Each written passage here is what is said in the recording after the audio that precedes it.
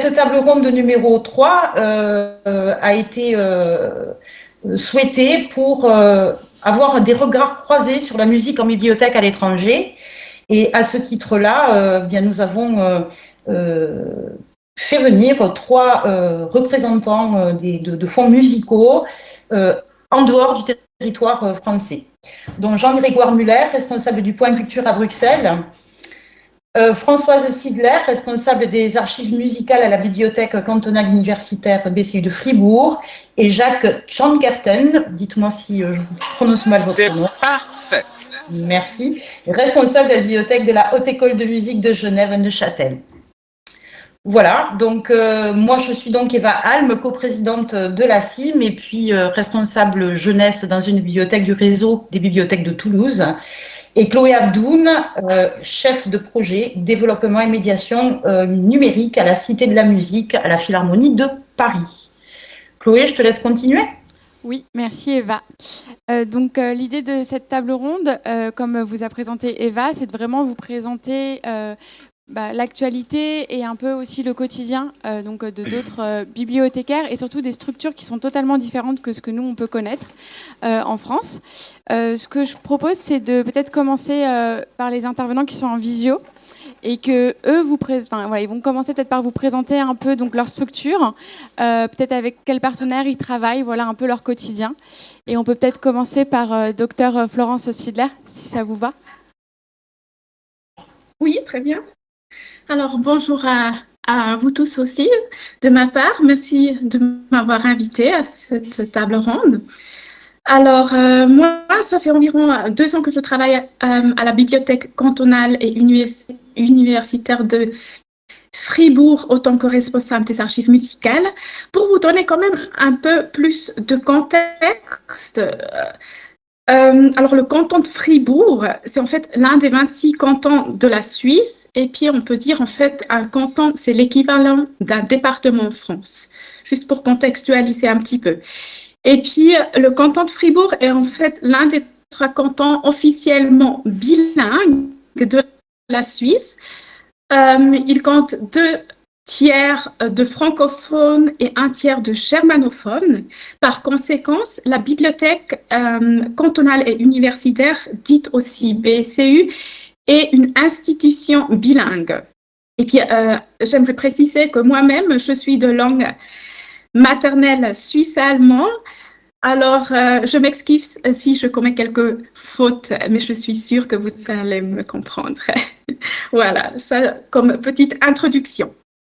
Alors, la bibliothèque, la BCU, c'est en fait, elle se compose d'une bibliothèque centrale et de 19 bibliothèques décentralisées, 6 à l'université, dont en fait la bibliothèque du département de l'Institut de musicologie, ce qui est très important à savoir.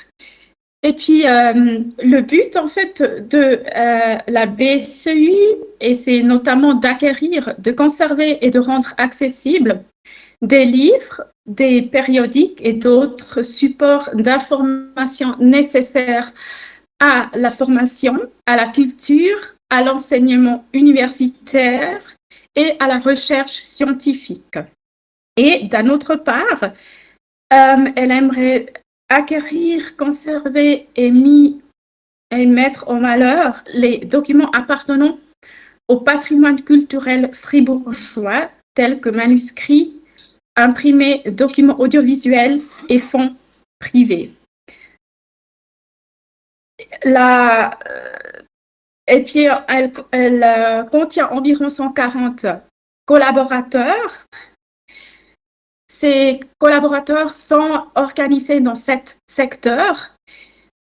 Pour la musique, ce qui est intéressant, c'est en fait le secteur manuscrits, incunables et archives, dont les archives musicales font partie. Et puis, en général, il y a différentes collections dans la bibliothèque. Alors, évidemment, il y a les collections qui sont en accès libre. Voilà, c'est les livres, les partitions éditées aussi. Après, il y a des bases de données de périodiques électroniques.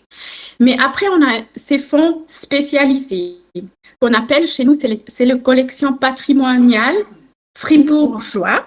Alors vraiment du canton de Fribourg. C'est notre mission en fait d'acquérir et de conserver vraiment le patrimoine fribourgeois. Et alors là, il y a le secteur manuscrits incunables et archives qui abrite pour l'essentiel des collections patrimoniales provenant des biens des couvents fribourgeois, considérablement enrichi depuis lors. Cet ensemble se compose aujourd'hui de livres, manuscrits médiévaux, de manuscrits du XVIe au XXe siècle, d'incunables, de fonds d'archives privés et généalogies, de cartes et plans et de fonds musicaux. Maintenant, les archives musicales, cette collection, elle est encore assez jeune, on va dire. Elle a été fondée dans les années 90 avec 3 fonds de compositeurs et chefs de chœur. Et en fait, encore aujourd'hui, cette collection, elle comprend vraiment les fonds manuscrits de compositeurs, musicologues et interprètes fribourgeois, mais il y a également en fait des fonds ou des archives de sociétés, d'associations, d'institutions musicales ou aussi des monastères fribourgeois. Ces fonds ou les inventaires des fonds sont sur une plateforme, sont via une plateforme accessible. Cette plateforme s'appelle Free Memoria, c'est assez récent. On avait inauguré cette plateforme en novembre en 2022, l'année passée. Pour les archives musicales, pour l'instant, il y a 24 fonds. Ça veut dire que c'est les fonds déjà traités. On a encore environ une dizaine de fonds non traités. Et évidemment, ça, ce n'est pas encore accessible et, pour le public. Moi-même, alors j'occupe ce poste depuis presque 2 ans. Et puis, la mission de mon poste, c'est vraiment d'assumer la responsabilité scientifique des archives musicales du XVIe siècle à nos jours. Ça veut dire j'assume le traitement et la mise en valeur des archives musicales. Je fais la gestion des fonds des collections. Je crée aussi des catalogues spéciaux, pas forcément des inventaires. Ça veut dire des catalogues d'œuvres. Après, je reçois aussi des usagers, je renseigne et je fais des recherches documentaires. Et évidemment, la valorisation des archives musicales est aussi très importante. Ça veut dire les conférences, les publications, les expositions à la bibliothèque. À part les archives musicales, alors la bibliothèque a aussi une médiathèque dont moi, je propose en fait les nouvelles acquisitions. Après, il y a voilà, les partitions qui sont en accès libre. Là, évidemment, si on a un choix qui est restreint, si on aimerait avoir plus de choix, il faut aller vers le conservatoire à Fribourg ou la musicologie à Fribourg, évidemment. Après, on a aussi un service de streaming. C'est le Free Game Music. Là, on a plus de 16 millions de titres de tous les genres musicaux. C'est aussi très apprécié par nos lecteurs. Voilà, c'est un peu... Là, j'ai fait un petit peu le tour. Je ne sais pas si vous avez des questions un peu plus précises. On fera peut-être les questions après, parce que je pense que je vais faire passer le micro pour que les gens puissent, comme ça, vous pourrez entendre les questions. Peut-être que Jacques, vous pouvez continuer, parce que je pense que ça va ressembler un peu à ce que proposait Florence. Et puis après, oui, bien volontiers. Alors tout d'abord, bien je vous salue des bords du Bleu Léman. Je me faisais une fête de venir à Dunkerque pour respirer les embruns de la mer du Nord. Malheureusement, la SNCF ne l'a pas permis. Je le regrette infiniment. Pour continuer, disons, pour préciser ce que disait Florence à propos des cantons, évidemment la Suisse fonctionne de manière très différente de la France et de la Belgique. Il n'y a pas d'instance fédérale, c'est-à-dire nationale pour la gestion de la culture. Ce sont les cantons qui ont la charge de ça, qui s'en occupent avec plus ou moins de, comment il faut dire, de succès et d'intérêt. En ce qui concerne les fonds musicaux, eh bien, le canton de Fribourg a beaucoup de chance parce qu'il a une part de sa bibliothèque cantonale qui est dévolue à la musique. Ce n'est pas le cas dans beaucoup de cantons et ce n'est pas le cas notamment à Genève où il y a bien un certain nombre de fonds qui se trouvent à la bibliothèque de Genève, mais il n'y a personne pour vraiment s'en occuper, en tout cas, disons, pouvoir s'en occuper de manière musicologique. Alors, la situation de la bibliothèque dont j'ai l'honneur d'être le responsable, est très particulière. Elle est déjà particulière au niveau de, comment dire, vis-à-vis de son intitulé. On a parlé tout à l'heure de la bibliothèque de la Haute École de musique Genève-Neuchâtel, c'est pas tout à fait ça. En fait, le titre, comment dire, le nom exact de la bibliothèque, c'est la bibliothèque du Conservatoire de musique de Genève. Et pourquoi? Parce que jusqu'en 2009, le Conservatoire de musique de Genève était doté de deux sections, une section professionnelle, une section non professionnelle. Et il y avait un seul conservatoire et tout le monde s'en trouvait très bien. Malheureusement, tout cela a changé en 2009. La partie professionnelle a dû rejoindre, c'était une volonté politique, un réseau de hautes écoles d'une haute école de Suisse occidentale, qui est une école, alors pour le coup, de droit public, mais ça posait un problème parce que le Conservatoire de musique de Genève, à l'instar de nombre de conservatoires suisses, n'est pas une institution qui relève d'une fondation de droit public, mais une fondation de droit privé. Et donc, il fallait une séparation complète des deux institutions pour que la partie professionnelle devienne partie intégrante de cette haute école de Suisse occidentale. Et c'est ce qui s'est fait, donc, qui a abouti en 2009 à la fondation de la HEM, Haute École de Musique.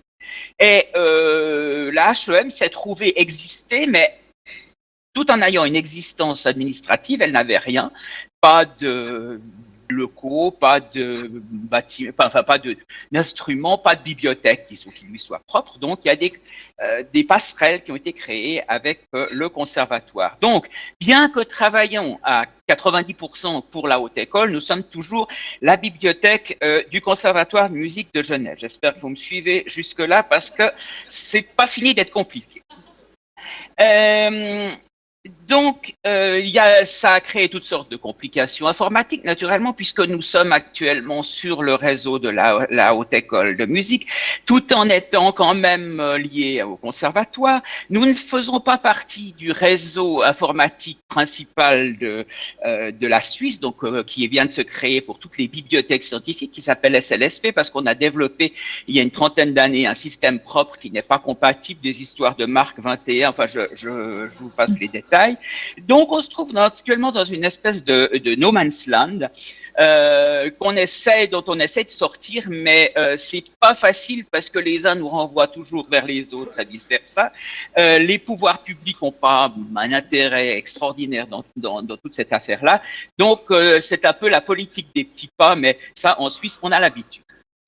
Ce qui n'empêche que nous avons des fonds tout à fait remarquables. Alors, évidemment, étant une bibliothèque d'une institution d'enseignement, la première de nos tâches est de fournir l'institution, enfin les institutions en musique imprimée, aussi bien achetée que louée, puisqu'on s'occupe aussi des locations de matériel auprès des éditeurs. Et c'est assez conséquent parce que les orchestres et groupes d'instrumentaux et vocaux ont une activité considérable.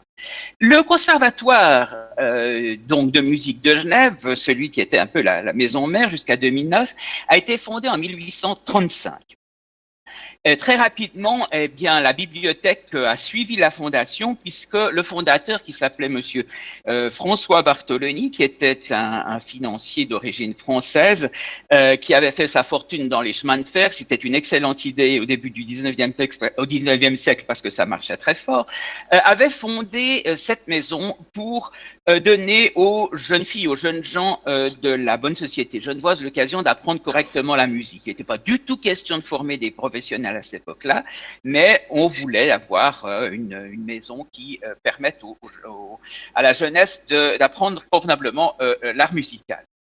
Et très vite, il y a eu des achats de fonds, notamment le fonds de la Société de musique, qui était la société qui organisait les concerts choraux et orchestraux de l'époque. Et il y avait notamment une extraordinaire collection de partitions d'orchestre, d'opéra du début du 19e du 18e et du début du 19e siècle.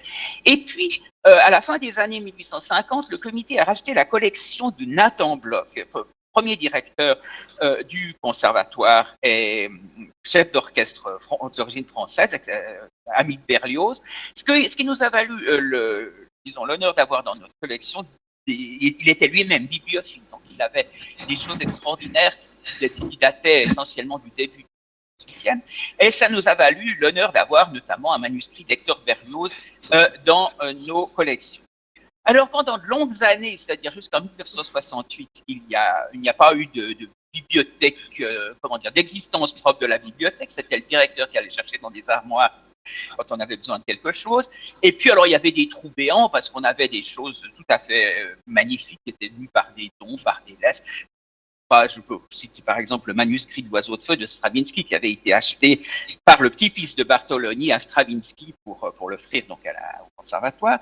Il y avait des choses absolument magnifiques, mais il manquait des symphonies de Beethoven et des sonates de Mozart. Donc en 1968, un bibliothécaire a été chargé de combler les manques.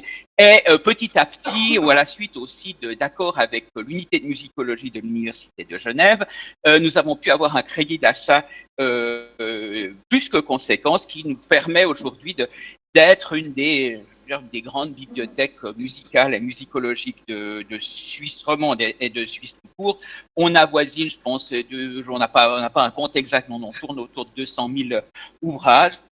Alors avec une difficulté, c'est qu'il faut à la fois être bibliothèque, disons pour le courant, pour le quotidien des écoles, et en même temps bibliothèque de conservation, bibliothèque patrimoniale. Alors malheureusement, c'est ce deuxième aspect qui est le moins bien traité. Et actuellement, on a beaucoup de fonds. Nos fonds sont essentiellement liés à des compositeurs genevois ou suisses. Et bien, s'il y en a beaucoup qui sont en état de jachère, et on attend des jours meilleurs qui tardent à venir pour pouvoir s'en occuper. Alors, je ne sais pas à ce stade, je vais peut-être m'arrêter là et puis garder la suite pour après. Voilà. Ben, merci Jacques pour ce témoignage. Je vais passer le micro donc à Jean-Grégoire du Point Lecture de Bruxelles, si je ne me trompe pas. Point Culture de Bruxelles, voilà, exactement. Ouais. Et après, on fera peut-être un tour de questions et puis on reviendra. Voilà. J'espère que vous allez bien l'entendre. Vous me dites. Hein. Pour le moment, on vous entend parfaitement bien. Oui, ça va bien. Bonjour à toutes et tous.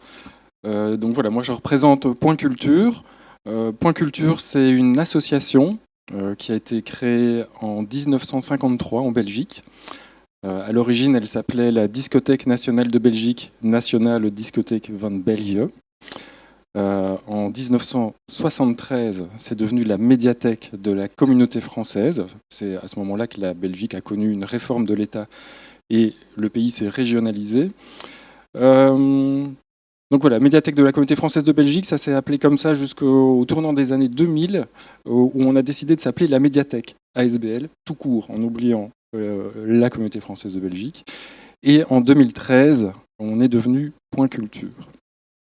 Alors, nous ne sommes pas une bibliothèque, hein, nous ne traitons pas le livre, nous traitons exclusivement les supports enregistrés, initialement la musique et puis au cours du temps, on traite également le cinéma sur DVD, le jeu sur console. On n'a pas de partition, pas d'instruments, etc. On est vraiment resté sur le support enregistré jusqu'à présent. On a une collection assez importante, on a 350 000 titres en tout, dont plus de 250 000 en musique, 75 000 pop, rock, électro, presque 60 000 en classique. En musique du monde, 42 000 titres environ. Et à côté de ça, on a du cinéma, mais c'est le cinéma qui est encore le plus demandé, mais on a seulement 30 000 titres de ce côté-là.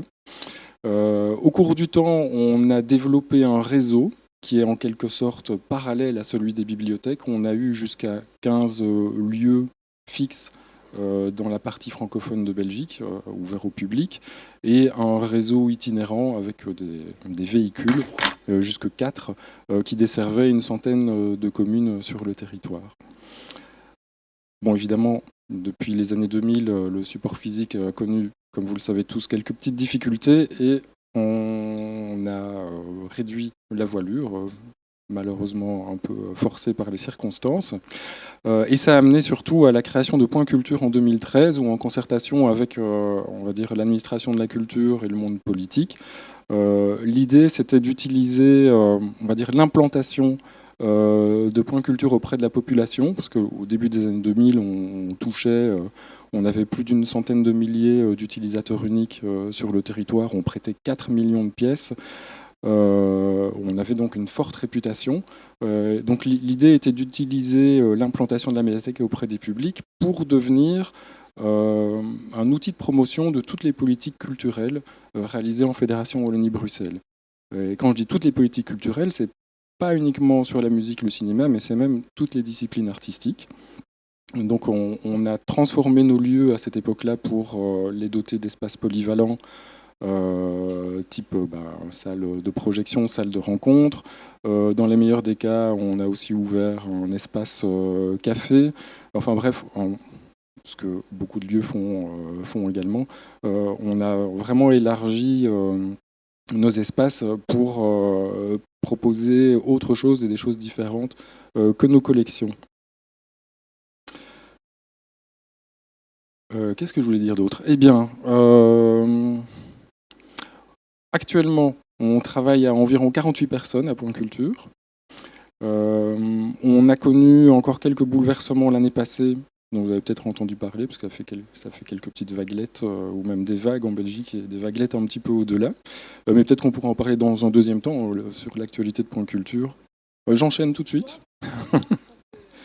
Voilà. Donc, bon, ça fait déjà en fait depuis 2012-2013 que les signaux que nous envoie le monde politique, c'est que le support physique, ça n'a plus aucun intérêt en termes d'accès à la culture. On a essayé pas mal d'initiatives, créer des applications numériques, développer un programme d'activités, comme on fait tous, j'ai envie de dire, avec des conférences, des salons d'écoute, des ateliers, etc. Malheureusement, ça n'a pas tout à fait convaincu, en tout cas l'administration de la culture, pour des raisons, je pense, essentiellement institutionnelles. Et j'ai envie de dire, enfin peut-être, on a reçu une injonction qu'on reçoit, enfin en tout cas que je reçois très positivement, on a reçu l'injonction de se rapprocher et même de rejoindre la lecture publique. Donc on se rapproche maintenant du giron des bibliothèques, où donc là l'idée, enfin l'objectif, c'est de à la fois diffuser nos collections de médias physiques via les bibliothèques en Fédération Wallonie-Bruxelles et de contribuer aux politiques culturelles des bibliothèques à leur demande en ajoutant une strate musique, cinéma, jeux vidéo, à la fois avec nos collections mais aussi avec nos expertises, en leur proposant des bibliographies, médiagraphies conjointes, en proposant dans les bibliothèques des ateliers. Je précise, mais vous le savez sans doute, en Belgique, le secteur des bibliothèques n'a quasiment jamais traité la musique, le cinéma et le jeu vidéo. Il y a peu de compétences, enfin il existe des compétences, mais il n'y a pas de compétences ou de pratiques professionnelles dans les bibliothèques publiques liées à la musique, cinéma et jeux vidéo. Et donc là, depuis l'année passée, on rencontre les bibliothèques centrales de chaque province afin de construire avec eux des programmes culturels qui répondent à leurs attentes et qui permettent de continuer à diffuser auprès des populations la musique, le cinéma, le jeu vidéo. et toutes les connaissances qui les accompagnent.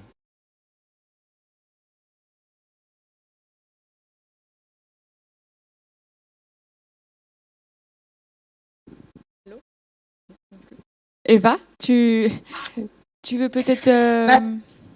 Du coup, ça veut dire, Jean-Grégoire Muller, que vous prêtez vos fonds, si j'ai bien compris, c'est ça, dans les différentes bibliothèques de lecture publique? Oui, il y a deux modalités pour les prêter. Les usagers, n'importe où dans le territoire, peuvent commander nos médias via un site de prêt interbibliothèque. Ça, c'est un axe. Et le deuxième axe, c'est de proposer dans les bibliothèques des fonds, enfin des petites collections, des petits fonds qu'on assemble à leur demande en fonction de thèmes, en fonction de l'espace disponible. Oui, thème ou espace disponible, enfin voilà, en fonction de... Mais c'est quelque chose qui est en train de se mettre en place pour le moment. On a quelques fonds qui sont déjà implantés dans les bibliothèques, mais ça devrait prendre plus d'ampleur dans les mois qui viennent. D'accord. Après, si je peux poser une question à Florence Sidler, vous avez parlé tout à l'heure de la possibilité d'écouter en streaming pour vos étudiants. Est-ce que vous pouvez nous en dire un petit peu plus là-dessus ? Avec qui vous travaillez, comment ça se passe, et puis quel est le taux d'écoute, d'utilisation du service ? Alors là, malheureusement, j'ai pas d'informations aussi exactes parce que ça touche un petit peu mon domaine, mais pas. Voilà, je sais qu'on a ce service, mais ce que je peux dire, alors les conditions de prêt, par exemple, on a 3 heures de streaming par jour. On a 3 téléchargements par semaine dans le format MP3. Et puis, on peut sauvegarder, en fait, de manière permanente les streamings. Mais malheureusement, je ne peux pas vous dire combien de streaming, voilà, combien d'usagers utilisent le streaming parce que ça tombe déjà dans le secteur public. Voilà. D'accord. Ouais. C'est un projet gratuit pour les étudiants, Florence ? Oui, alors si on a une carte, si on est sur une carte de bibliothèque, oui, c'est gratuit.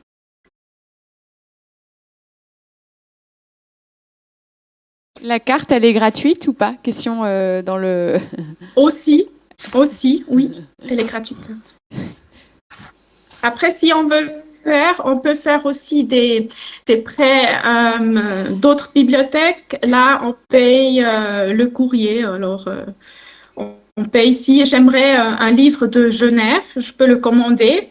Par contre, ça va me coûter 3 francs. Voilà. Suisse, hein, francs suisses. 3 francs suisses, et puis ça m'évite de faire le trajet à Genève, voilà. Et peut-être, nous, on a vécu donc une période, enfin, on l'a tous vécu, je pense aussi pour vous. On a eu la période du Covid.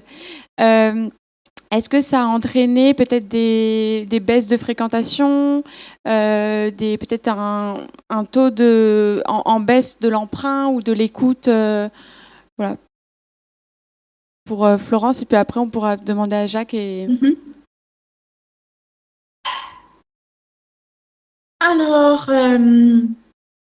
on avait beaucoup d'emprunts, je pense, pour les films, et puis la médiathèque aussi, elle était plus empruntée.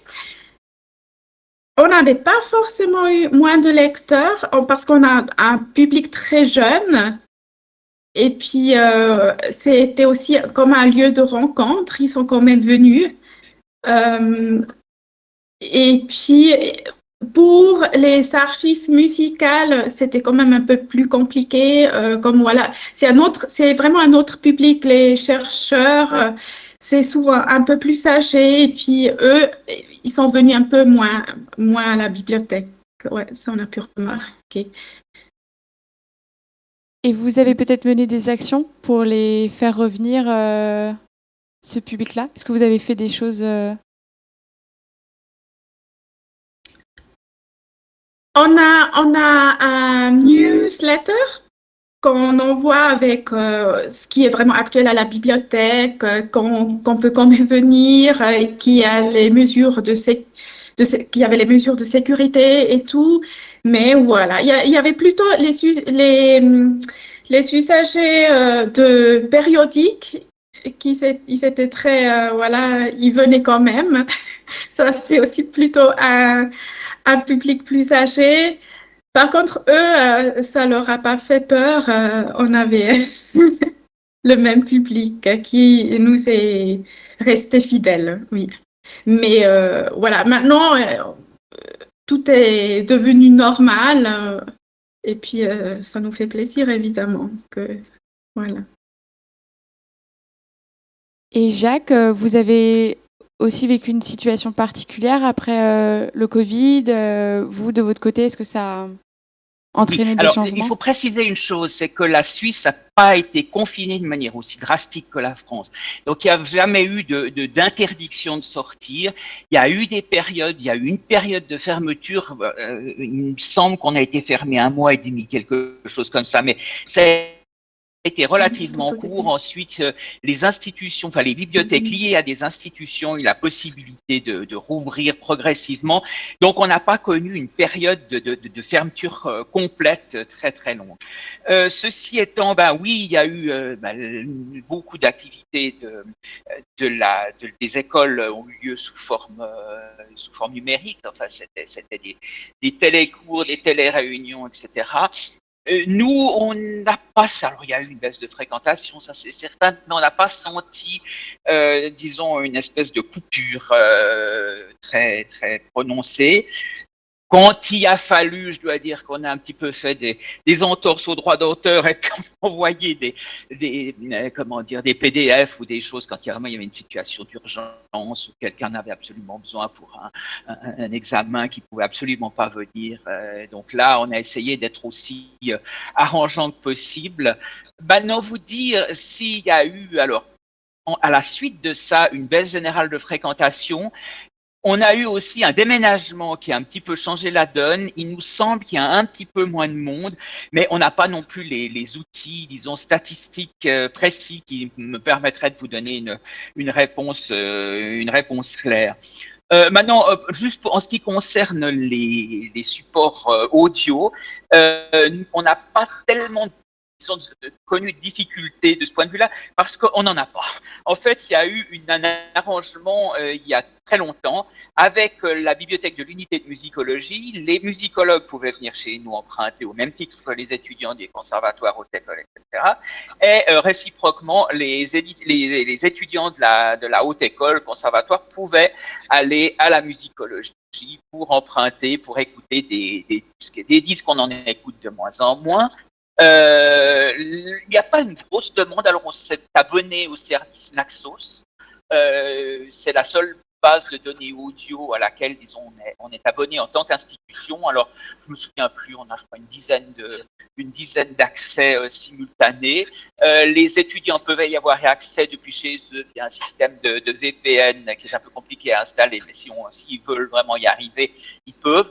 J'ai pas l'impression qu'il y a une demande extraordinaire, parce qu'en tout cas, on se heurte jamais. Moi, je suis très, très souvent à l'écoute et quasiment jamais je que les 10 accès sont occupés. Donc, je pense qu'il fonctionne beaucoup à travers YouTube, à travers d'autres bases. Mais évidemment, la question des phonogrammes, disons, physiques, oui, on constate aussi que c'est quelque chose qui arrive, on a l'impression que c'est quelque chose qui devient obsolète. Il y avait alors au niveau des bibliothèques de lecture publique à Genève, il y a des discothèques municipales, mais qui sont en train de s'étioler. Il y en avait 3, je crois qu'il n'y en a plus qu'une, et ça diminue d'année en année. Voilà en gros ce que je peux vous dire. Merci. Merci. Côté Belgique, est-ce que vous avez vécu aussi, je pense, une autre situation? que la Suisse par rapport au Covid. Je crois que vous avez été confinés aussi pendant plus qu'un mois. Oui, oui. Et je vais aussi... En fait, on a eu une question en salle sans micro par rapport à la gratuité. C'est ça de l'emprunt. C'était ça, hein?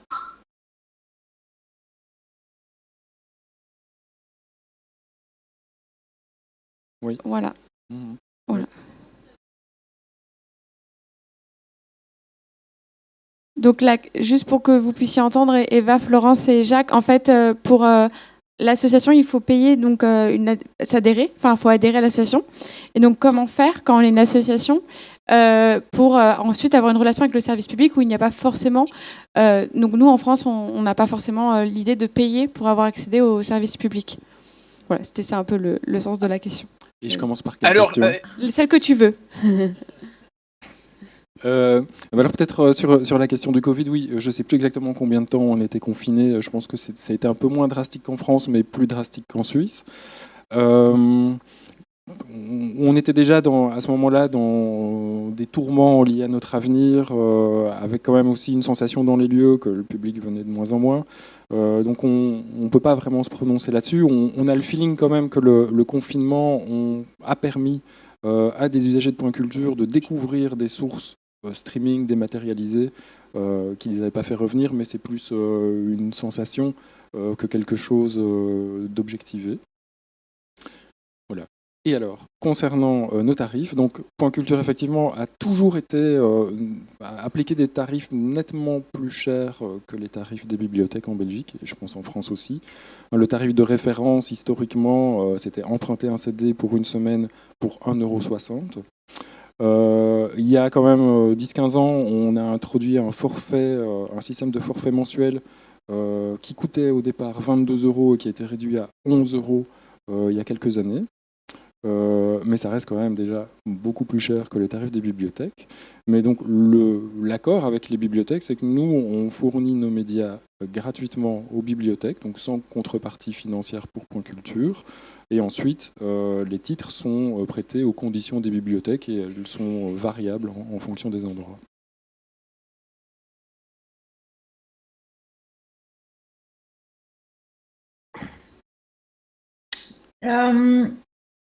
Oui, Eva, pardon, on a eu une question en salle. L'idée, c'est comment fait Jean-Grégoire pour survivre? Voilà. Moi, ça va. Comment Point Culture survit? Donc on avait, voilà, je reviens un peu dans l'histoire, on a toujours été subventionné par la Fédération Wallonie-Bruxelles ou la Communauté française, mais c'est la même chose. Au pic de notre gloire, j'ai envie de dire, on avait 40% de subventions et 60% de recettes propres. Ces dernières années, maintenant, on a 98% de subventions et 2 € de recettes propres. Et donc, voilà, il n'y a plus vraiment les recettes que procure le prêt sont devenues complètement anecdotiques dans notre fonctionnement et donc on peut s'en passer. Eva, si tu veux. Et je tiens à dire que les subventions ont baissé. Je voulais juste enchaîner là sur les évolutions du métier et notamment revenir sur l'exemple de Jean-Grégoire du Point Culture. L'idée de prêter les collections de la bibliothèque de lecture publique a retenu mon attention.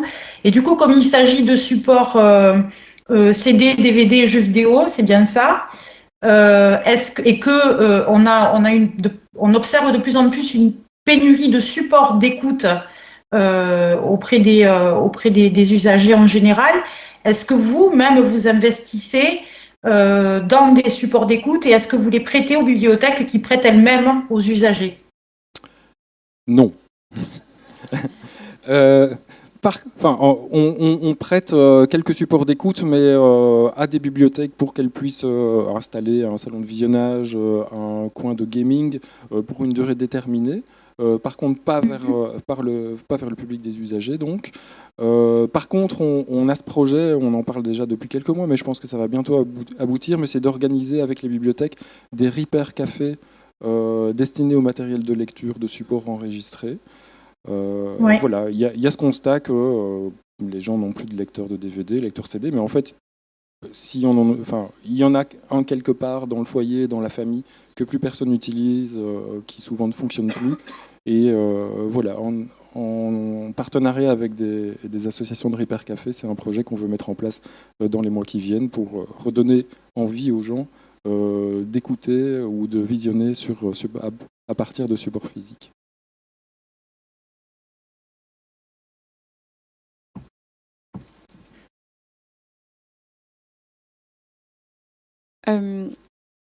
Alors après, moi j'avais une question pour Florence.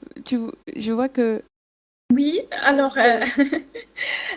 aussi une question à Monsieur Müller. En fait, vous avez dit tout au début qu'il y a de plus en plus, vous faites aussi des activités culturelles chez vous. Et puis, je voulais savoir, ou peut-être vous l'avez déjà mentionné, mais si ces activités sont toujours en lien avec vos collections ou ils ne sont pas forcément de lien, mais c'est pour attirer de nouveaux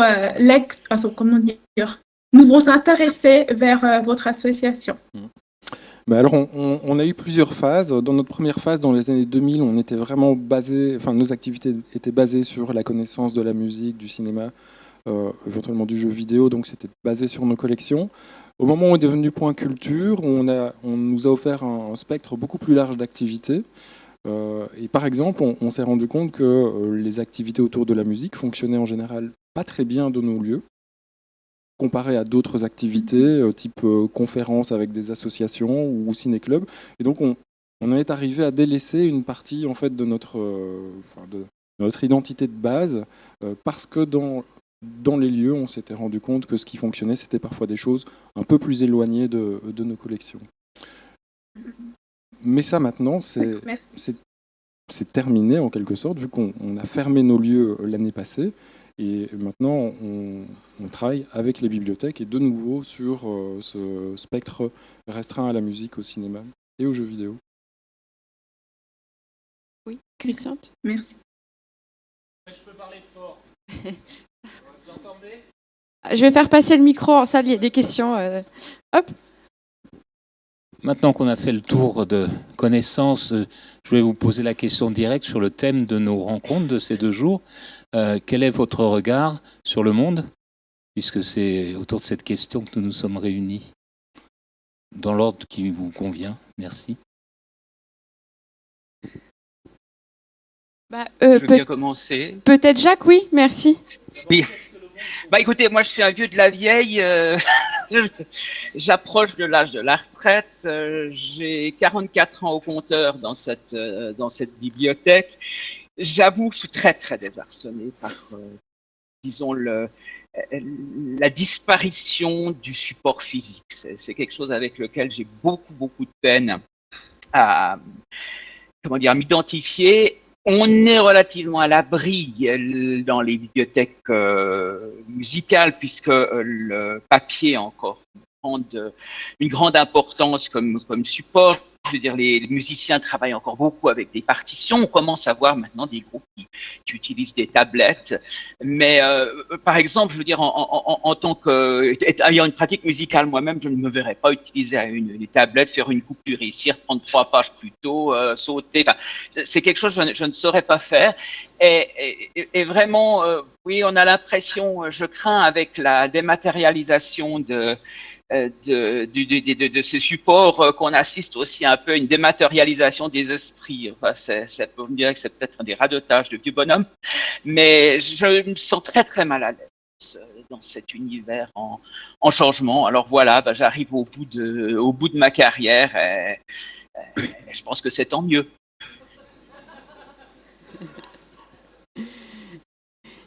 Et Florence, par rapport, donc peut-être vous à Fribourg, par rapport peut-être aux collections autour des musiques. Alors, on a parlé un peu de musique du monde nous pendant nos 2 jours de congrès sur le fait qu'il fallait peut-être, c'était un peu problématique de dire musique du monde, mais voilà sur un peu ces collections, sur d'autres cultures. Alors,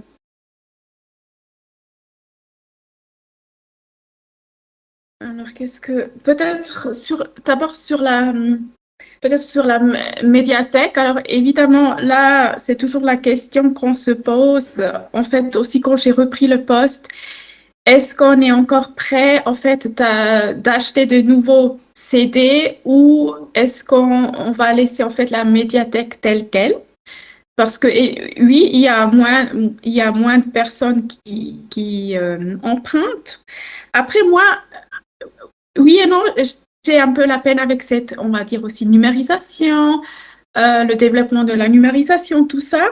Mais parce que, évidemment, moi, je suis très attachée au papier. C'est peut-être aussi dû à ce que je fais. Le papier, c'est quand même quelque chose qui est encore sûr, parce que, évidemment, avec la numérisation à long terme, on n'est pas tout à fait en clair si c'est vraiment à long terme ou à long terme, ça veut dire 5 ans ou 10 ans, c'est encore lisible après. Alors, je suis un peu ambivalente. Et puis, ce que je remarque, maintenant, on reçoit aussi, ou on a des demandes, qu'on reçoit des fonds, oui, aussi numérisés. Ça veut dire que les compositeurs, ils travaillent maintenant avec des logiciels, ce qui est aussi un peu compliqué, parce que, voilà, il y a comment on traite, en fait, à long terme, tout ça. C'est vraiment une question qui nous occupe. Et puis, pour l'instant, moi, je mise un petit peu sur le papier quand même. On est souvent aussi, si on a des archives qui viennent aussi numériques, on a pour l'instant aussi cette... comment dire, on va imprimer les choses pour être sûr de ne pas perdre des métadonnées. Ouais. Merci Florence. Merci. Peut-être Jean-Grégoire. Je sais qu'en Belgique, il y a beaucoup d'activités ou d'idées des musées ou d'autres institutions culturelles autour de la décolonisation. Donc peut-être qu'aussi, au sein des bibliothèques ou autour de Point Culture, vous avez aussi cette... On s'est posé la question en tout cas. On n'a pas encore trouvé de bonnes réponses. En plus, il y avait des articles de presse qui circulaient l'année passée qui affirmaient que Bruxelles était la deuxième ville la plus diverse dans le monde, après Doha, si je me souviens bien. Pardon ? Avant Londres, oui, avec 184 nationalités recensées à Bruxelles. Et à Point Culture, on s'est un peu pris ça comme un choc, en quelque sorte, parce qu'on a des collections constituées de manière belgo-européo-centrée. Voilà, comment sortir de cette vision. On s'est d'ailleurs même, pour l'anecdote, fait prendre à partie dans une soirée un peu plus militante sur la place des artistes afrodescendants dans les scènes électroniques. Voilà, il y a des gens qui disaient mais sur votre site, je vois musique du monde, ce n'est pas possible cette appellation. Enfin voilà, vous connaissez ce genre de problématiques et moi, je suis plutôt favorable à faire évoluer nos pratiques, nos dénominations, mais le problème de Point Culture, c'est que en termes d'origine sociale, ethnique des employés, on est à 90% belgo-belge ou belgo-français. Enfin bref, il y a peu de diversité dans nos équipes. Et donc, on devrait ouvrir un chantier qui associe des personnes extérieures pour représentant en quelque sorte différentes communautés ou ayant des points de vue sur cette question-là pour arriver à des changements qui soient perçus comme justes par tout le monde, à la fois par nous, mais aussi par les personnes qui revendiquent un changement dans la manière dont on traite les musiques du monde. Entre guillemets. Il y avait une question de Damien de la Médiathèque musicale de Paris. Je vais vers lui. Voilà. Alors j'avais deux questions. En Suisse, il me semble qu'il y a une phonothèque nationale suisse et je voulais savoir comment vous vous placiez vis-à-vis de ça, puisque vous parliez de l'organisation cantonale, mais là c'est une phonothèque nationale, donc savoir comment ça se plaçait dans le paysage de la musique en bibliothèque. Et également, si vous aviez des partenariats ou vous voyez, des partenariats soit avec d'autres établissements, entre vous, avec la phonothèque, ou je sais pas, je sais que, par exemple, le secteur d'ethnomusicologie du MEG, le musée d'ethnologie de Genève est très actif. Comment ça s'articule? Est-ce que c'est étanche ou est-ce que vous arrivez à envisager des choses ensemble? Alors peut-être est-ce que vous m'autorisez à répondre. La Phonothèque nationale est un département de la Bibliothèque nationale suisse. C'était une institution indépendante qui a été absorbée. Il faut savoir que la Bibliothèque nationale suisse ne conserve pas de fonds musicaux, que ceux-ci sont dispatchés dans les différents lieux cantonaux, mais en revanche, il y a cette phonothèque qui conserve les archives. Alors c'est exclusivement lié à l'activité musicale en Suisse. Je dis bien en Suisse parce que à partir de là, donc ça ne tient pas en compte, ça ne conserve pas que de la youth et des rendez vaches. Je veux dire, c'est tout à fait ouvert à toutes les musiques.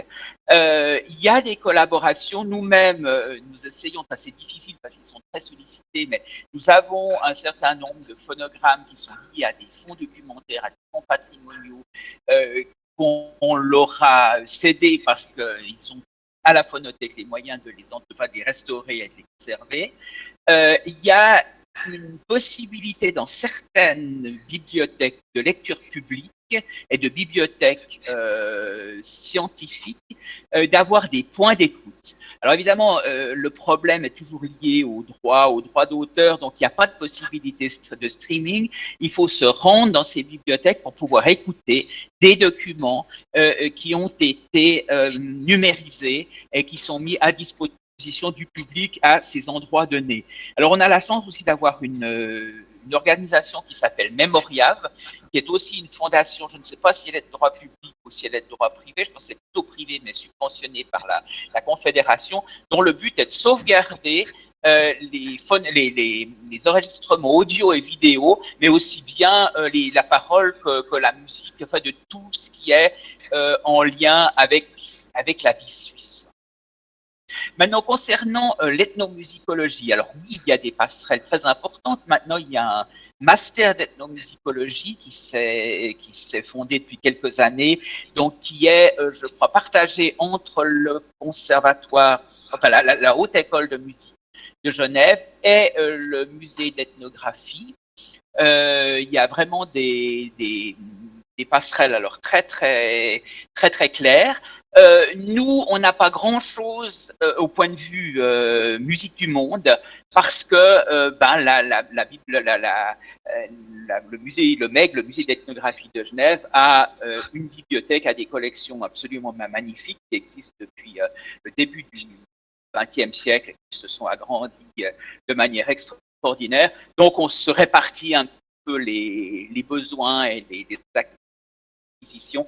Donc, les gens qui travaillent dans le domaine ethnomusicologique vont plutôt s'approvisionner au MEG. Voilà, je ne sais pas si j'ai répondu à votre question. Florence, vous souhaitiez intervenir? Oui, alors juste pour préciser ce que il a dit, en fait, alors, la Bibliothèque nationale, elle conserve des fonds musicaux, mais elle prend plus de nouveaux. Oui, c'est ça. Oui. C'est ça. Voilà, elle conserve, mais elle n'a pas de personne vraiment qui s'occupe de ces fonds musicaux. C'est en fait le répertoire international des sources musicales qui collabore avec la Bibliothèque nationale suisse.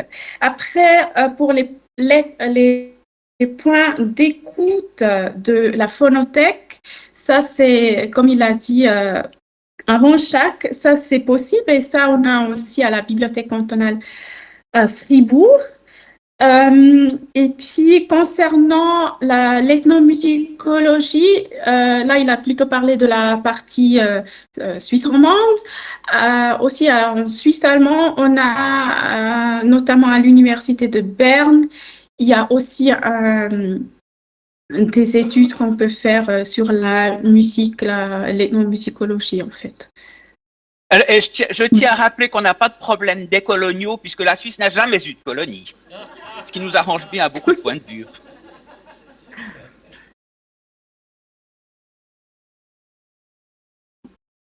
Eva, peut-être que tu as Non, on a des questions dans la salle? Est-ce qu'il y a des questions dans la salle? Je vais venir avec le micro. Oui, oui, oui. Alors. Ah. Si. Oui. Damien, t'en as une ou non? D'accord. Ok. Oui, bonjour, une question pour Florence. François, je travaille en région parisienne. On a tous donc entendu, vous aviez un service de streaming. Je voudrais revenir là-dessus parce que j'ai pas parfaitement compris avec quelle entreprise ou de quoi était constitué exactement ce fonds de streaming. Est-ce que ce sont des fonds numérisés? Est-ce que c'est un catalogue qui est fourni par une entreprise numérique? Comment s'appelle cette entreprise? Enfin voilà, j'ai l'impression qu'on entend parler de quelque chose dont on n'a jamais entendu parler. Je voudrais en savoir plus. Oui. D'accord. S'il vous plaît. Alors, peut-être juste, moi, je ne peux pas malheureusement vous donner beaucoup de précisions là-dessus parce que ça ne touche pas mon domaine, mais je suis, il y a ce streaming, ça s'appelle Free Gale Music. Et c'est un streaming vraiment de téléchargement de musique proposé via la bibliothèque. Et là, on a la possibilité d'avoir en fait des titres de tous les genres musicaux. Alors, aussi interprètes contemporains et classiques. Et puis, cette plateforme rassemble plus de 40 000 labels dans Sonic Music, Epic, Columbia, voilà. C'est un petit peu ce que je peux vous dire là-dessus.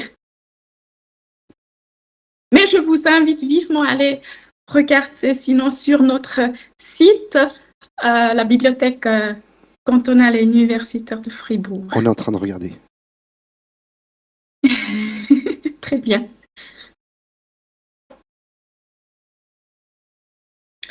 Est-ce qu'on a peut-être encore En fait, vous ne voyez pas, mais on est en train de chercher. Oui, peut-être pour la Suisse aussi. Chaque mois, on fait partie du comité de l'Association musicale des collections suisses. Et puis, évidemment, là, on a aussi des membres de la bibliothèque de Zurich, de Lausanne, et puis on échange, tout le temps on échange, on a plusieurs séances l'année, on a aussi une assemblée générale qu'on discute en fait vraiment les nouvelles questions. Et voilà, et puis il y a aussi une personne de Memoria, c'est l'association que Jacques aussi a mentionné avant, qui est là pour les supports audiovisuels. Je ne sais pas si Jacques t'aimerait encore ajouter quelque chose sur notre association. Non, rien de particulier. C'est une association qui regroupe les collections musicales, donc bibliothèques, collections d'instruments. C'est intéressant comme retour d'expérience, enfin, mais c'est vrai que c'est aussi, on a une possibilité d'influence très réduite, oui. En fait. Mais on s'est affilié à une institution qui s'appelle Biblio Suisse, qui est un espèce de groupe comment on appelle ça, de lobbying au niveau politique pour essayer de faire bouger les choses pour les bibliothèques. Et nous, on essaye de pouvoir s'y associer pour que la musique soit présente. Chloé, est-ce qu'on a d'autres questions dans la salle? Oui, une dernière question. Jean-Grégoire, c'était plus sur... parce que vous avez parlé de ce transfert de collections qui vont vers les bibliothèques, mais du coup, je m'interrogeais sur les publics. Est-ce que les publics qui fréquentaient les points culture avaient été également, alors j'imagine que c'est pas le cas de tout le monde, allés en bibliothèque? Est-ce que le public bibliothèque était demandeur de musique ou finalement pas spécialement parce que c'était pas une... Enfin, voilà, comment c'est... Au-delà de l'injonction politique et du modèle économique, comment le public réagit vis-à-vis de tout ça? Alors, je pense qu'il n'y a pas eu d'études très approfondies sur la demande du public en bibliothèque au moment où la décision a été prise. Comme le réseau de points culture était fermé, il fallait trouver un autre un autre canal d'accès à nos collections, et c'était bien naturellement les bibliothèques. Et je pense, c'était d'ailleurs une envie du service de la lecture publique de quelque part pouvoir compléter leur offre pour arriver à une offre telle qu'elle existe en France et dans la majorité des pays du monde. Les usagers de Point Culture, là-dedans, ils se retrouvent un peu pas toujours ravis, parce que les conditions d'emprunt dans les bibliothèques, ce sont les conditions d'emprunt des bibliothèques, et elles sont plus restreintes que ce qui était possible à Point Culture. Ok, Point Culture était plus cher, mais on a quand même une proportion notable de notre public qui était un public d'habitués avec des grosses consommations. C'est difficile en bibliothèque, les délais d'obtention sont plus longs aussi pour obtenir les médias. Alors est-ce qu'il y a du public dans les bibliothèques qui redécouvre l'offre musique-cinéma? Il est un peu tôt, je pense, pour pouvoir le dire. Et les collègues des bibliothèques qui voient arriver la musique, le cinéma, le jeu vidéo, est-ce que c'était facile? Est-ce que le terrain est suffisamment prêt dans les têtes pour dire... Parce que nous, ça a mis du temps, et c'est encore dans certains établissements, le fameux débat, le jeu vidéo a-t-il sa place? Qui fut le débat? La musique a-t-elle sa place? Est-ce que c'est de la culture du divertissement? Ça a mis du temps à s'imposer. Enfin, voilà comment ça se passe. Et pour compléter la question de Damien, en fait, est-ce que le personnel des bibliothèques s'est emparé de ces collections-là? Est-ce qu'ils font des actions de valorisation? Est-ce qu'ils les portent auprès du public? Enfin, comment ça se passe un peu, si vous avez eu la possibilité d'avoir des retours sur ça? Alors, je vais reprendre les questions dans l'autre sens. J'ai déjà oublié la première, à mon avis. Mais c'est vraiment, en fait, la collaboration avec les bibliothèques s'est enclenchée au mois d'octobre 2022. Donc, Oui, on est au moment des premiers retours des bibliothèques. C'est encore un peu tôt pour vraiment tirer des conclusions par rapport à votre question. Ce qu'on avait repéré, en tout cas, c'est qu'il y avait des réticences de la part des bibliothécaires. C'était essentiellement des réticences en termes de procédure de travail, davantage que des réticences par rapport au contenu qu'on propose. C'est des questions de compatibilité entre différents logiciels, d'encodage qui doivent être faits à de nombreuses reprises. Voilà, c'est vraiment ces questions-là qui ennuient dans les bibliothèques. Par contre, en ce qui concerne la relation au contenu, là, on sent qu'il y a de l'intérêt. Alors, vous avez cité le jeu vidéo, mais alors clairement, les bibliothèques en Belgique, elles sont, c'est la ruée pour ouvrir des espaces gaming, jeux vidéo. Et là, malheureusement, notre équipe est trop petite pour répondre aux demandes nombreuses qu'on reçoit de bibliothèques. Par rapport au cinéma, il y avait peu de pratiques liées au cinéma dans les bibliothèques, et on sent qu'avec notre petite expérience, on a vraiment un rôle à jouer pour orienter les bibliothèques, leur expliquer comment on organise une projection, à la fois la logistique d'une projection, quelques pistes pour animer, accueillir le public, animer un question-réponse, et tout le volet qui concerne la négociation des droits avec les producteurs, etc., ou l'invitation des intervenants. Donc là, on aide les bibliothèques, et elles sont, je pense, contentes qu'on le fasse. Et alors, concernant la musique, on sent des signaux assez prudents de la part des bibliothèques, en tout cas en ce qui concerne les activités vivantes autour de la musique dans les bibliothèques. Et donc notre premier axe de travail pour aller vers les bibliothèques, c'est de mêler, de faire des ponts entre la littérature et la musique.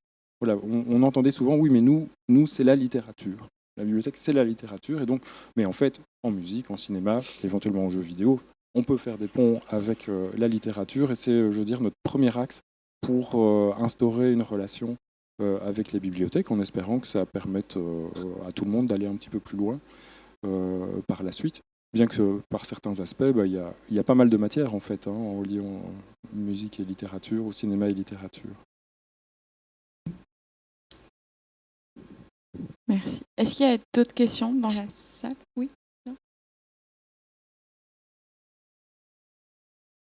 Ah, attendez, j'arrive.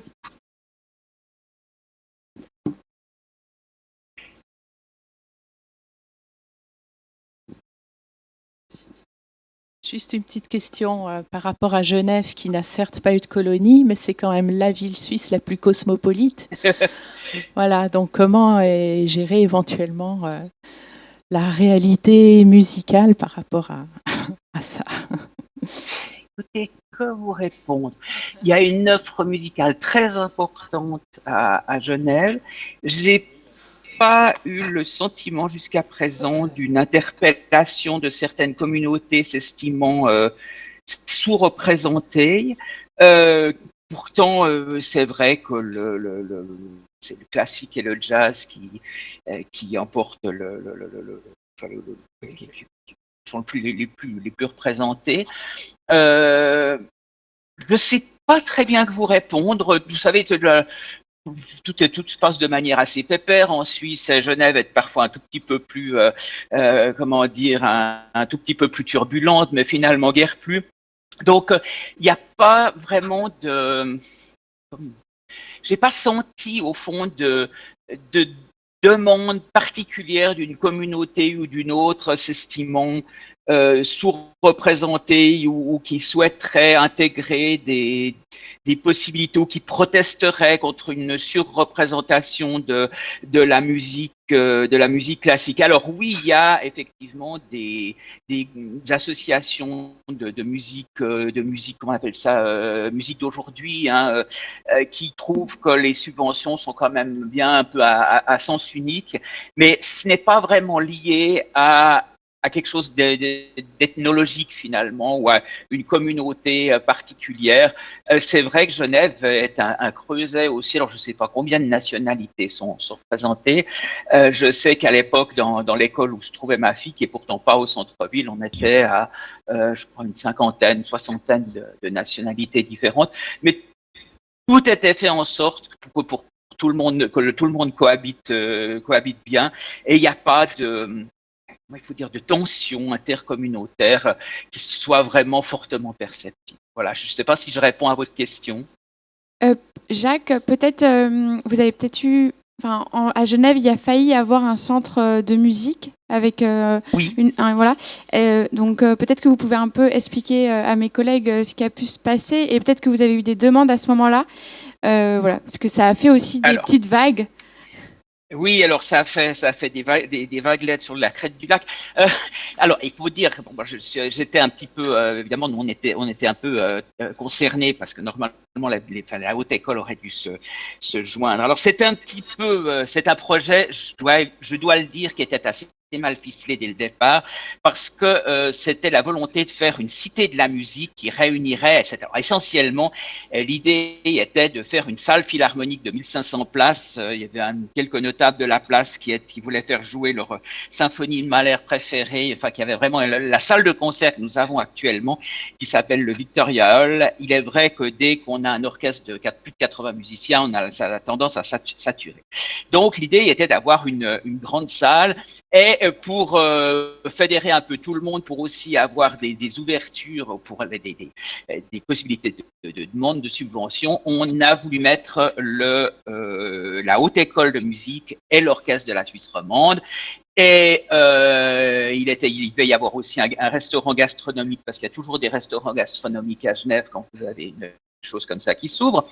Et puis alors très vite, ça a commencé à pas marcher, parce que le terrain sur lequel ça devait se construire, qui était un terrain qui était cédé par les Nations Unies, se trouvait sur une zone humide, où semble-t-il, il y avait également une villa du 19e siècle. Alors vous avez les défenseurs du patrimoine bâti qui sont montés au créneau, les défenseurs de la nature qui n'étaient pas contents, ensuite les défenseurs justement des musiques d'aujourd'hui qui trouvaient que c'était encore une fois le classique et la musique élitiste qui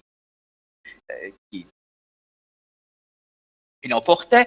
Et alors là, il faut dire que c'était très particulier parce que c'était un projet privé.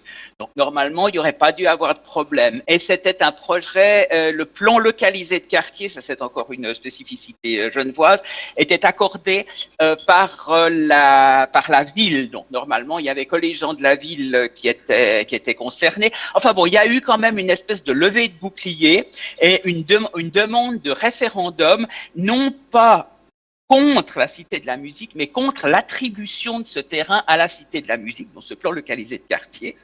Et cette votation, ce référendum, puisqu'en Suisse on a des référendums, il suffit un certain nombre de citoyens se présentent une initiative pour qu'elle puisse être votée par la population. Cette initiative a été soumise à la votation de la ville et l'attribution de ce terrain a été refusée par la population. Ça n'avait en principe qu'une valeur indicative parce que théoriquement, le Conseil d'État pouvait passer outre. Mais le Conseil d'État était quand même a été très interpellé par les remous que ça a fait. Et finalement, on a essayé de mettre ensemble les différents protagonistes pour qu'ils se mettent d'accord, pour contrôler. Alors, il faut dire que dans l'intervalle, il y avait eu encore des vicissitudes financières qui fait que le projet avait été réduit. Enfin, ça se réduisait comme peau de chagrin. Et puis finalement, on a essayé de faire en sorte que les gens se mettent d'accord. Et comme ça n'a pas marché, l'association elle-même, cette fondation pour la Cité de la musique, s'est sabordée et puis le projet a été enterré. Mais ça a quand même coûté un certain nombre de millions. Je ne sais pas mais en principe, c'était pas des millions payés par la collectivité, mais c'était des fondations qui avaient sponsorisé ce projet. Alors, on est assez souvent des problèmes de ce type-là à Genève parce qu'on veut voir trop grand, trop magnifique, trop prestigieux. Il y a eu un projet avec le musée d'art et d'histoire aussi qui a capoté. Il y a eu d'autres choses. Alors heureusement, le musée d'ethnographie, lui a réussi à faire un projet qui était tout à fait remarquable, mais ça a été une deuxième mouture de quelque chose qui avait été refusé d'abord par la population. Donc voilà encore l'illustration d'un fonctionnement politique qui est complètement différent de celui de la France et de la Belgique. Et puis maintenant on se retrouve au point de départ. Donc la Haute École de musique erre un peu d'un point à un autre. Il y a un projet dans des anciens locaux de la télévision, mais enfin on n'en est qu'à une étude de faisabilité. De toute façon, rien ne se fera avant 2030, voire plus tard. Voilà, je ne sais pas si c'est clair. Peut-être, Eva, je te laisse peut-être un peu le mot de la fin, clôturer. Peut-être que tu as des questions aussi. Non. Je remercie nos trois intervenants vivement de leur contribution et de leur rapport avec leurs diverses expériences. En ce qui me concerne, moi, travaillant en bibliothèque de lecture publique, j'ai trouvé que l'exemple de Jean-Grégoire Muller et du Point Culture était plutôt intéressant en expérience, mais les autres intervenants aussi, je vous remercie vivement de tout ce que vous nous avez apporté. Et Chloé, je te laisse aussi conclure si tu as des choses à rajouter. Je vais juste laisser Jean-Grégoire ajouter un petit mot et après je vous libère. Oui, concernant les musiques du monde, je voulais aussi vous informer d'une initiative de Point Culture, d'une partie de son site qui s'appelle Mondorama. Et c'est aussi un planisphère qu'on complète petit à petit en proposant des écoutes sur chaque pays du monde. Et je trouve que l'intérêt, en tout cas pour nous, principal, c'est que c'est un site qui agrège à la fois les références de nos CD, donc des œuvres qu'on a dans nos collections, mais c'est complété d'une série de séquences prises sur YouTube, mais qui permettent alors de montrer vraiment des pans de musique qui n'arrivent pas sur support enregistré, en tout cas via les canaux classiques occidentaux, jusqu'à nous. Donc ça permet de documenter la pop de Vanuatu ou de Singapour. Et moi, ce que j'aime beaucoup aussi sur ce projet-là, c'est que là j'ai découvert récemment qu'à Vanuatu, il y a une scène reggae très importante. Je me dis, tiens, pourquoi ? Géographiquement, je ne sais pas. Mais aussi, il y a parfois des aspects, je dirais, d'ethnomusicologie actuelle, qui sont très facilement accessibles sur YouTube. Et voilà, en tout cas, collecter ce type de référence, je trouve déjà, va dans le sens de ce décloisonnement de la collection musique du monde de Point Culture. Voilà, c'est encore deux de mes collègues qui font la sélection. Il faudrait imaginer d'ouvrir la sélection des séquences à un panel plus large de personnes. Mais en tout cas, je trouve que c'est un chouette projet que je vous invite à visiter. Si vous tapez dans votre moteur de recherche Point Culture et Mondorama, vous voyez ça facilement. Merci. Merci. Également à Florence et à Jacques pour votre participation. Alors je sais que vous auriez dû venir aujourd'hui hier et aujourd'hui à Dunkerque. On aurait été ravis de vous accueillir. Je pense que ça a été aussi très intéressant de voir aussi en Suisse, parce que en Suisse, donc vous avez compris, il y a à la fois donc les bibliothèques, mais aussi les bibliothèques universitaires qui ont un rôle assez important. Et donc je pense que c'était aussi bien comme témoignage. On va mettre les liens, Florence. Peut-être ce que vous nous avez décrit, on mettra des liens qu'on pourra partager aux participants, voilà, pour qu'ils puissent retourner sur notamment le streaming. Voilà, un grand merci. Je sais que ça a été un peu compliqué, mais vraiment un grand merci. Ça applaudit.